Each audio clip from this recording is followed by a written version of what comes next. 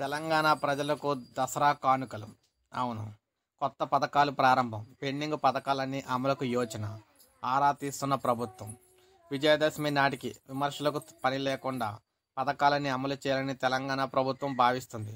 ఈ మేరకు సీఎం రేవంత్ రెడ్డి నిధుల సర్దుబాటు సాధ్యాలపై నిపుణులతో చర్చిస్తున్నారు.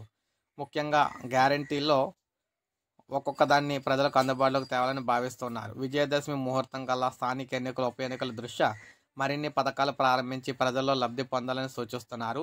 ఈ క్రమంలో హామీలు ఇచ్చి అమలు చేయకుండా ఉన్న పెండింగ్ పథకాలకు అమలు చేయాలని నిర్ణయించింది. ఇందుకు దసరాకు ముహూర్తంగా నిర్దేశించుకోవడం అయితే జరిగిందనమాట.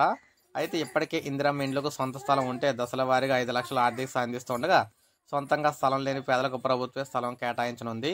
పట్టణ ప్రాంతాల్లో అమలుకు ఈ నిర్ణయం తీసుకునుంది. అయితే 100 రోజుల్లో అమలు చేస్తామన్న 6 గ్యారంటీలపైనే ప్రభుత్వం ఎన్నాళ్ళు ప్రధానంగా దృష్టి సారించింది. అభయ హస్తంలోని 13 కార్యక్రమాల్లో 5 పథకాలను 100 రోజుల్లోనే అమలు తెచ్చింది. గత డిసెంబర్ 28 నుంచి జనవరి 26 వరకు కూడా ప్రజాపాలనలో గ్రామ పట్టణ పనులకు సంబంధించి సభలు నిర్వహించి దరఖాస్తులు తీసుకున్న నేపథ్యంలో అన్ని పథకాలకు సంబంధించి సిద్ధంగా ఉన్నాయి. అయితే ఇందులో భాగంగా చూసుకున్నట్లయితే మహిళలకు సంబంధించి 2,500 ప్రతి నెల 2,500 మహిళలకు అయితే ఇస్తామన్నారు కదా. ఆ పథకం అయితే దసరాకి అయితే ప్రారంభిస్తున్నారన్నమాట. దసరా పండుగ సందర్భంగా రాష్ట్ర మహిళలకు ప్రతి నెల 2,500 రూపాయలు ఇచ్చే పథకం అయితే తెలంగాణలో ప్రారంభం కాబోతుంది. ఇది మనకు తాజా సమాచారం అనమాట. ఒక లైక్ చేయండి, సబ్స్క్రైబ్ చేసుకోకపోతే మన ఛానల్ సబ్స్క్రైబ్ చేసుకొని ఫాలో అవుతుండండి.